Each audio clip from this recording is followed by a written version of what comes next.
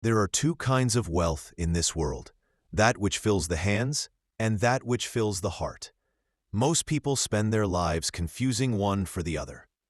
There once was a merchant named Hadim, who believed that every coin earned was a step closer to peace, every deal a building block toward happiness. But what happens when a man's greatest strength becomes his heaviest burden? What happens when success itself becomes the thing that slowly breaks you?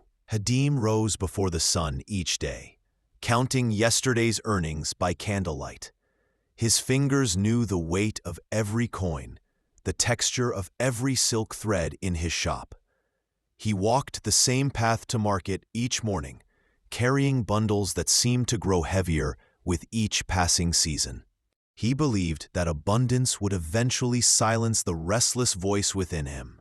More goods meant more security. More customers meant more respect. More gold meant more peace. At least, that's what he told himself as he worked 16-hour days, 7 days a week. Yet his shoulders curved inward from the weight of his worries. He smiled at customers, but frowned at his ledgers. He counted his profits, but never counted his blessings. Sleep became a luxury he couldn't afford. Joy became something he promised himself he'd find later, after the next big sale, after the next successful season. People in the village respected him. They called him hardworking, dedicated, successful. But if you looked closely, you could see the exhaustion in his eyes, the way his hands trembled slightly when he thought no one was watching. He was running a race that had no finish line, carrying a load that grew heavier every day. On an ordinary Tuesday morning, something shifted. Hadim stood in his shop, surrounded by bolts of silk, jars of spices, and shelves of pottery. Everything was exactly as it should be. Business was good. The ledgers showed profit. But then, a child ran past his window, laughing freely, chasing a butterfly. For a moment, Hadim tried to remember when he had last heard his own laughter. The memory felt distant, like trying to recall a dream. He looked at his hands, calloused, stained with ink and worry. He looked at his reflection in a polished bronze mirror among his wares. The face staring back was that of a stranger, hollow-eyed, bent with invisible weight. When had he become so tired? When had his smile become something he only wore for customers? The shop fell quiet. Even the dust motes seemed to pause in their dance through the morning light. In that stillness, he heard what he had been drowning out for years, the sound of his own breathing, quick and shallow, like a man running from something he could never outpace. The realization hit him like a wave. He wasn't building a life. He was building a prison, and he was both the prisoner and the guard. That evening, Hadim did not count his coins. Instead, he walked to the edge of the village where the roads split, one path leading to the neighboring market towns, the other winding into the mountains where few travelers ventured.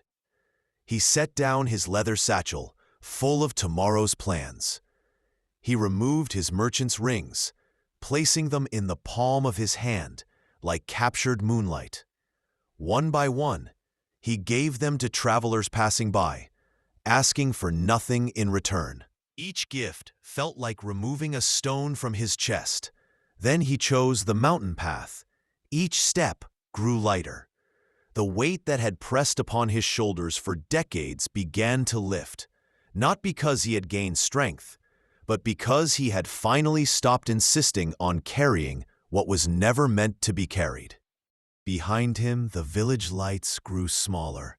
Ahead, the mountains stood patient and eternal, waiting for no one, judging no one, simply existing in their quiet majesty. For the first time in years, Hadim felt like he could breathe. In the mountains, Hadim found a simple stone hut abandoned by some forgotten hermit. He lived on wild berries, clear stream water, and the bread of silence. Days passed without the sound of his own voice. And he discovered that silence wasn't empty. It was full of things he had been too busy to notice. He learned to watch the sun paint the sky each morning. He noticed how streams speak differently in different seasons, rushing and urgent in spring, lazy and content in summer. He discovered that his hands, freed from grasping, could simply rest, palms open to receive whatever the moment offered.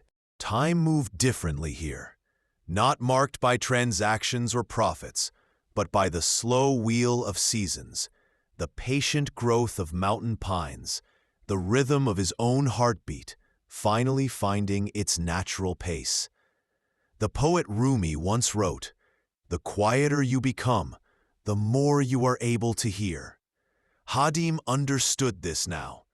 In the absence of noise, he could hear the conversation between wind and leaves, the ancient dialogue between earth and sky. He could hear his own thoughts without the constant chatter of worry and calculation.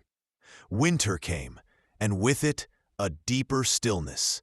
Snow fell on his open palms like small blessings. He learned to find warmth not in the accumulation of things, but in the simple act of being present, of watching snowflakes dissolve on his skin like tiny miracles. Months passed. Hadim's eyes began to see differently. Where once he had looked at the world and seen opportunities for profit, he now saw simply what was: the play of light on water, the dignity of an old tree, the completeness of a single breath. He was no longer waiting for the world to knock at his door with the next deal, the next opportunity, the next chance to prove his worth. He had become the door itself, open, still, offering passage without demanding payment. The restless voice that had driven him for so many years had not disappeared. It had simply grown quiet, like a child who finally feels safe enough to sleep. He realized that the voice had never been his enemy. It had been trying to tell him something important. It had been saying, "You are enough. You have always been enough. You don't need to prove anything to anyone." His face changed. The lines of worry smoothed into lines of peace. His hands, once always moving, learned to be still. His heart, once racing towards some imagined finish line, found its natural rhythm. After a year in the mountains, Hadim did not return to his shop. Instead, he remained, but something had changed. Occasionally, lost travelers would find his hut and ask for directions. He would offer them water, simple food, and directions, not necessarily to their destination, but to the peace they were unknowingly seeking. He spoke few words, but those who met him left feeling somehow lighter, as if they had remembered something important they had forgotten. Some called him the mountain hermit. Others said he had lost his mind, thrown away a successful business for nothing. But those who truly saw him recognized something they had forgotten existed. A man who had found what he had been searching for all along, not by accumulating more, but by releasing what he had never needed. His old shop in the village stood empty now, slowly being reclaimed by vines. Through the window, dust danced in shacks of light, and the bronze mirror reflected nothing but the eternal dance of particles and silence. Here is the truth that Hadim discovered.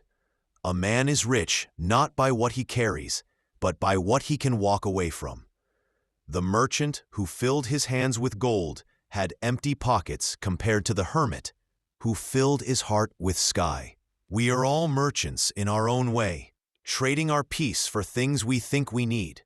We carry burdens we never chose, chase goals that were never truly ours, accumulate possessions that possess us in return. The heaviest burden we carry is often the weight of our own expectations, the gravity of our own grasping. But freedom isn't found in having more. It's found in needing less. Peace isn't achieved by filling our hands. It's discovered by opening them. What would you become if you set down what you think you cannot live without?